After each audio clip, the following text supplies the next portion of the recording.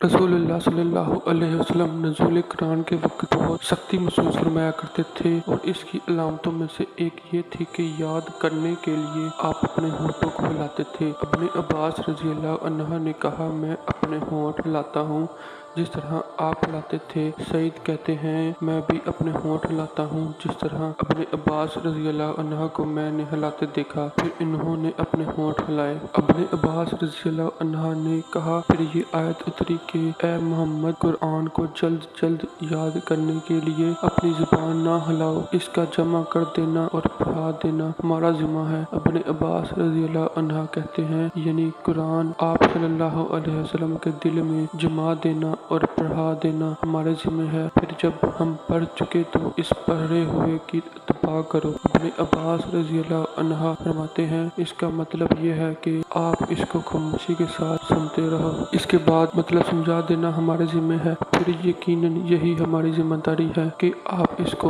पढ़ो, यानी इसको महफूज कर सको। चनाचा इसके बाद जब आपके पास जिब्राइल अलैहिस्सलाम वही लेकर आते तो आप तवज्जो से सुनते। जब वो चले जाते तो रसूलुल्लाह सल्लल्लाहु अलैहि वसल्लम इस वही को इसी तरह पढ़ते जिस तरह जिब्राइल अलैहिस्सलाम ने इसे पढ़ा था।